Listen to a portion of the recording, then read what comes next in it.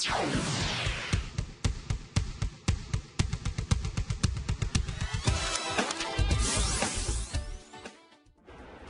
estamos de volta com o seu programa Estilo de Vida, hoje falando sobre os perigos do mundo digital. Por isso eu vou pedir logo para a nossa produção colocar a nossa tela interativa número 3, que vai completar o que nós já começamos a falar aqui, Dilza, a respeito daquela questão da simpatia, que eles acabam envolvendo as crianças nessa situação, né? Eles ouvem e demonstram simpatia pelos próprios problemas das crianças, né? Muitos pais nem ouvem seus filhos. E para quem eu devo falar o meu problema que está acontecendo na minha escola, com um coleguinha que eu não estou lidando, não estou conseguindo lidar com essas diferenças? Sim. Então, nesse caso aí, eles conseguem passar isso, né? Infelizmente, a criança, ela está frágil, né? Ela tem um sentimento que ela não sabe identificar o que é uma tristeza profunda. Criança também, gente, tem depressão, viu? Não é só adulto.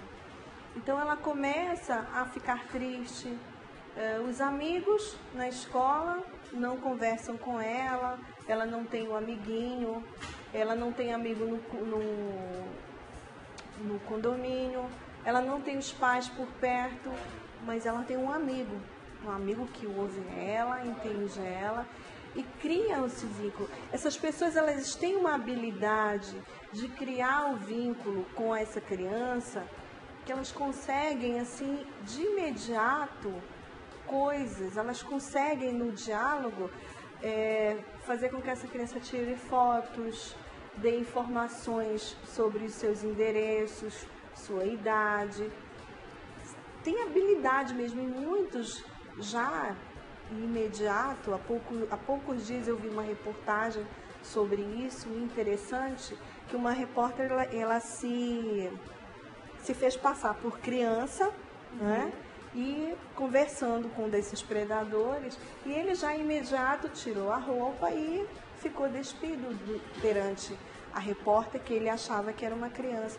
Então acontece isso sim, né? Infelizmente, é muito complicado. Você tem que sim monitorar, e é importante conversar com seu filho, né? Não conversar gritando, agredindo. Olha, você não vai entrar na internet. Não é assim. Você tem que explicar para o teu filho que os mesmos perigos externos também vivem no mundo virtual. Então, explicar que não pode. Você não fala para ele, olha, filho, não fale com pessoas estranhas na rua. Não fale com pessoas estranhas na internet. Olha, filho, não pegue carona com ninguém. Só a mamãe ou o papai que pode pegar você na escola. Então, são esse tipo de conversa que você tem com o seu filho. Por que não? Se você dá todo aquele roteiro quando você deixa ele na escola, por que não também conversar com ele sobre os perigos que estão à volta nesse mundo virtual? Até porque esses predadores, eles entram dentro da sua casa. Eles estão lá no seio da família. Eles não vão bater na sua porta. Eles entram com uma facilidade incrível.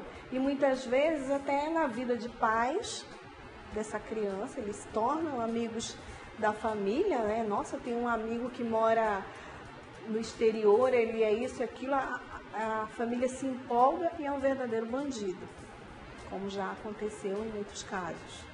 E aí, falando um pouquinho do que você já até citou, a respeito desses conteúdos sexuais impróprios, enfim, para a idade da criança, ou até mesmo para os adultos, por exemplo. Ninguém gostaria de ser surpreendido com uma pessoa se despindo em frente ao computador, na verdade. E esse processo acontece de forma gradual, quando aconteceram todas aquelas situações que nós já falamos lá na frente, né? Exatamente. A questão do afeto, de ouvir, simpatia, de conhecer o hobby, de conhecer o que a criança gosta, né? Então, isso é uma questão realmente que a gente pode evitar já colocando alguns pontinhos, alguns limites nessas outras fases também, né? Exatamente. Importante, pais, existem já programas que você pode instalar e limitar certos sites, limites em relação ao que o seu filho pode ver. Que sites ele pode abrir? Exatamente. Que grupos participar.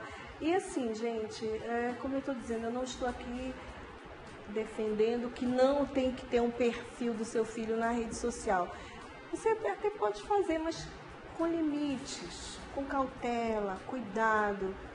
O seu filho é a coisa mais preciosa que você tem na sua vida.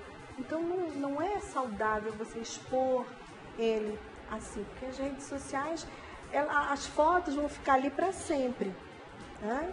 Muitas vezes ele cresce, vira adulto e ele está ali a foto dele, o perfil dele, e isso é uma arma, né? Isso eu diria assim,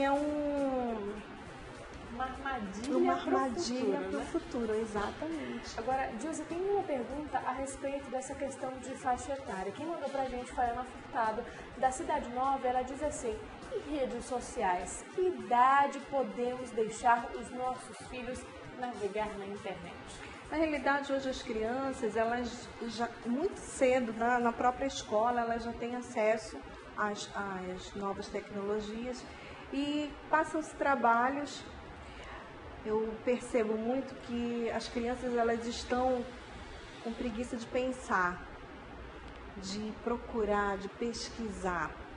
É muito fácil, os pais também, né, com esse ritmo acelerado. Tem um trabalho, vai no Google, né, faz a pesquisa, tá ali o trabalho pronto, copia, acabou. Antes você ia para uma biblioteca, pegava os livros, de um por um, folheava. Que delícia você ter em mãos um livro. A leitura, gente, ainda é importante, sim. Nós precisamos fazer com que os nossos filhos criem esse hábito de ter livros, pesquisar. É muito bacana você trocar livros com coleguinhas. Leia para o seu filho, sentar com ele, pesquisar, contar a história. Por exemplo, o nosso estado do Amazonas é uma história linda, desde o início, né? Então é muito fácil, chegar ali, faz pesquisa, a criança vê, o papai ele pesquisa aqui. E aí no Google tem aquele da voz, que a criança fala, ele capta o que a criança fala e mostra na tela, né? Então, muito cuidado. Eu diria que a criança sozinha fazer pesquisa não é saudável, tem que sim ter um monitoramento dos pais. Mas sempre a partir dos 8, 9, 10 anos, sempre com orientação e monitoramento dos pais, sim. E de repente ela digita ali uma frase que leva ele para um outro conteúdo, para um outro contexto, e aí para você, sabe, a criança ela tem assim uma curiosidade. Se você diz assim, não faça isso, ela vai e faz. Mas se você diz, não, tá, tudo bem, faça, ela perde o interesse. Mas se você proíbe, ela vai lá, escondidinha aí, eu quero saber por que é proibido. Então a melhor maneira não seria proibir. Não proibir, mas se monitorar, orientar, limites. Né? Não deixar o menino lá no quarto à vontade, até muitas vezes o pai e a mãe dormem e a criança fica lá no computador. Aí não é legal. Então a gente poderia estipular horários para essa criança usar as ferramentas é importante. E a respeito dessa questão das redes sociais também.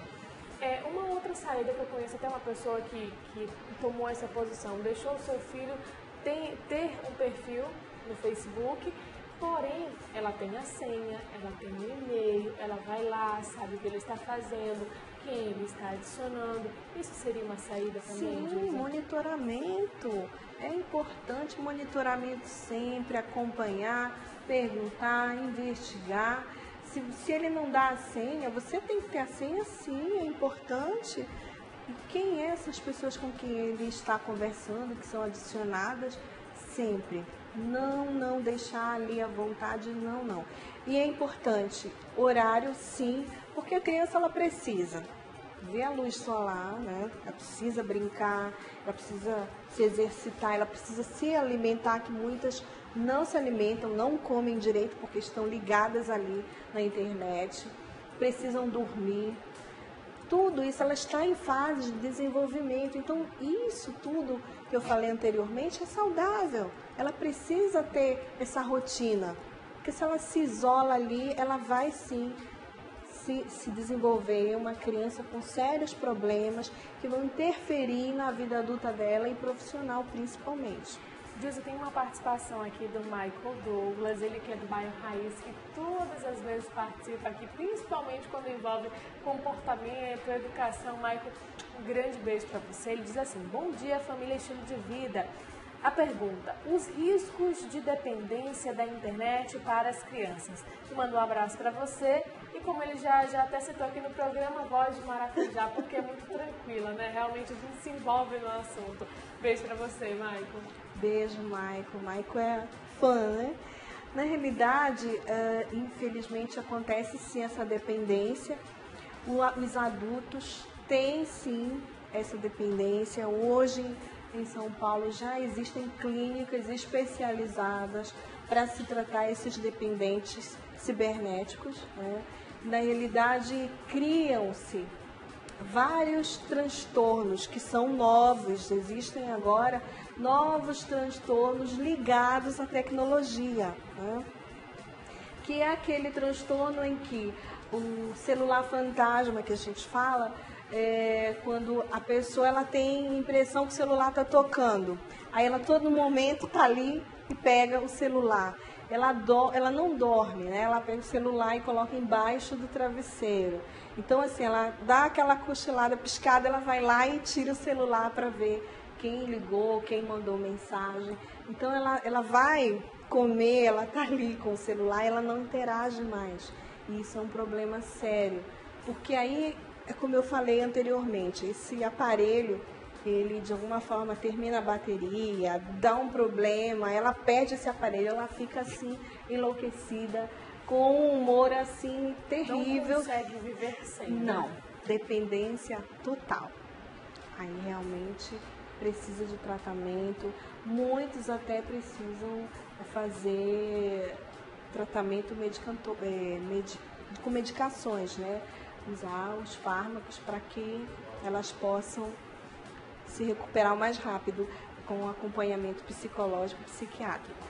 Dilson, nós vamos para um breve intervalo, mas no próximo bloco a gente continua debatendo sobre este assunto. E se você de casa precisa de ajuda, está passando por essa situação com o seu filho, seja na fase infantil ou seja na adolescência, manda pra gente seu questionamento, a sua pergunta, anota aí.